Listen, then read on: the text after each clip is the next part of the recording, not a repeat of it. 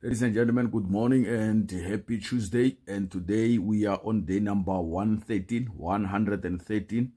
And the title for today is God Open Eyes and Restore Land and Rewrites Destinies. So in the midst of famine, fear and siege, God raised up lepers to lead a city into provision, restored a woman's entire legacy, and turned the enemy's plans into divine miracles. This is your season to clearly move boldly and recover fully from whatever that you have been going through.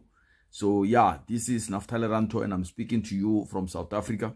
We are continuing with our Bible study. If you are new, please locate the first episodes we started in the month of January, and we started in the book of Genesis. Today we are reading the book of 2 Kings, chapter 6 to 8.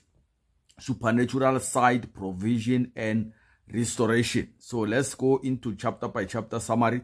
Don't forget to pray. Don't forget to read your Bible as well, so that you can get a full explanation of what we are summarizing on this Bible study episode. So 2 Kings chapter 2, supernatural solution in crisis. So the axe float, the axe head float. So a borrowed axe head falls into the Jordan River. Elisha miraculously makes it float by using a stick, throwing a stick where the axe has fallen. The lesson we learn out of that is God cares about small things, even borrowed tools. He cares about that. He doesn't want you to be in shame. Divine intervention is possible in every practical detail of your life. Elisha and the Arameans army, that is the second provision and miracle that happened. Elisha warns Israel of enemy traps through prophetic insight. And because of that, the message went and it reached the king who wanted to take the possession of the Israelites. And then they sent this army to go and find Elisha and bring him, because he was revealing everything the king was thinking about. So when surrounded, Elisha's servant fears, but Elisha prays for him, saying, "Open his eyes, Lord, so that he may see." The servant wake up and he find that they were surrounded by the enemies, the army, but the man of God prayed for him and his eyes were open. So the servant sees angelic armies surrounding them, and Elisha blinds the enemy army and leads them harmlessly into Israel's camp. And the lesson we learn out of that is spiritual sight gives you boldness in battle. See as God sees, and there are more for us than against us. Always remember that. Mercy over revenge honors God's heart. As these men were in the camp of Israel, when the king of Israel inquired from Elisha, "Must we kill them?" he said, "No, do not kill them. Instead, feed them and send them to their master." And that resolved the conflict that ever happened between those two nations. So famine and the siege in Samaria, verse number 24 to 33. So if a severe famine leads to desperation and moral collapse, where it was so bad that they were even eating their own kids. And the king blames Elisha, seeking to kill him because of this problem that was happening. So the lesson we learn is, in crisis, people blame others, but the true answers come from God. Leadership must remain anchored in faith and not in fear. And 2 Kings chapter number 7, breakthrough after a famine. Elisha prophesies abundance, which is found in verse number 1 and 2. Elisha declares that within a day, 24 hours, provision will overflow in Samaria. A royal officer mocks the prophecy and is later trembled at the city gate because he did not believe. So the 4 lepers were sitting somewhere in the field, and they took a decision. Verse number 3 to 20. 4 lepers, outcast and desperate, take a step faith towards the enemy camp, because they said, if we stay here, we'll die. So if we go back to the village, there is famine. So let's rather go to the enemy camp, and if they kill us, we die. If they spare us, then we live. So that is what you need in your life. You are listening to this today, watching as one of these lepers that is suffering today. But if you take a bold action to God, for sure, he is going to honor you. So God amplifies their step to sound like a great army. And the enemies flee, leaving everything behind. Supernatural wealth transfer happened in that very moment. And the lepers shared the good news, and the city was saved because of those men that were thrown out of the city, not regarded as anything, but they brought the good news to the city and they saved the city. So the lesson we learn is God can shift your situation in one day. So stay expectant all the day. It often takes a marginalized to usher in breakthrough. So you just need to think about it, and it can still happen if you just walk according to what you imagine in your mind. So faith-filled action unlocks divine provision. So 2 Kings chapter 8, restoration and God's justice. The Shunammite woman lands restored. Verse number 1 to 6.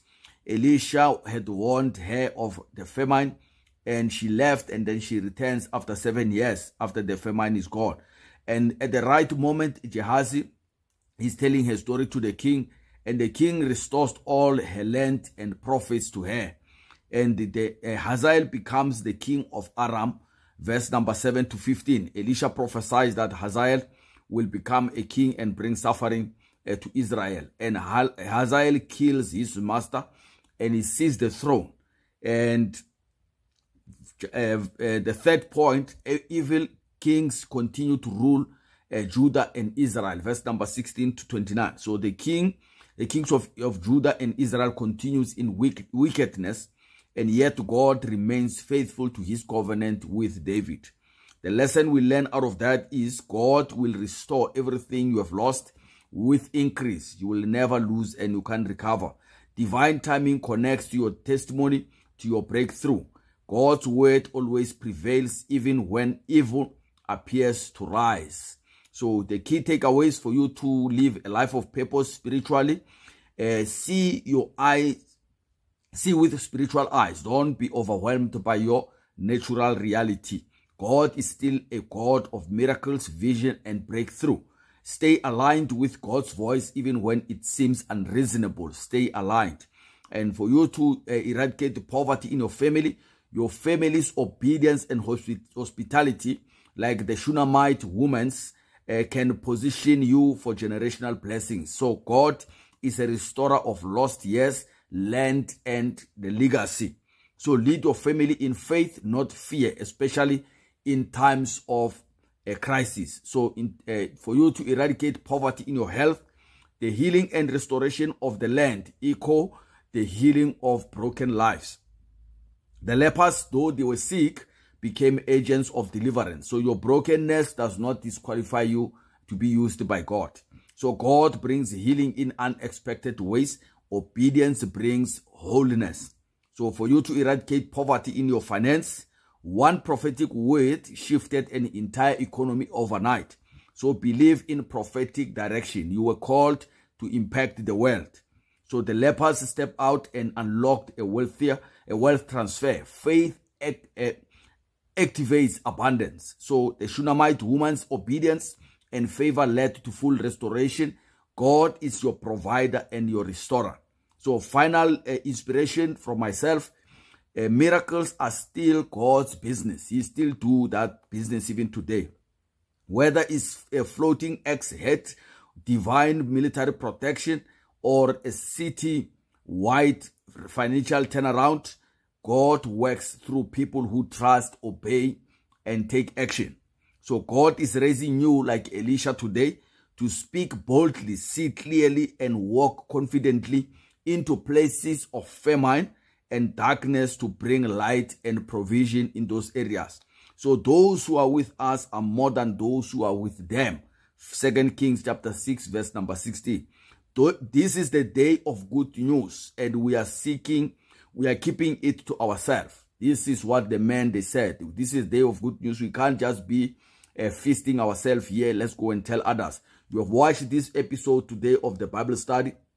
Don't keep this for yourself. Share with someone that you care about. Copy the link and share it with your friends and let them participate on this, and then they will be also inspired to start pursuing their dreams. May God bless you. Have a great day. Bye-bye.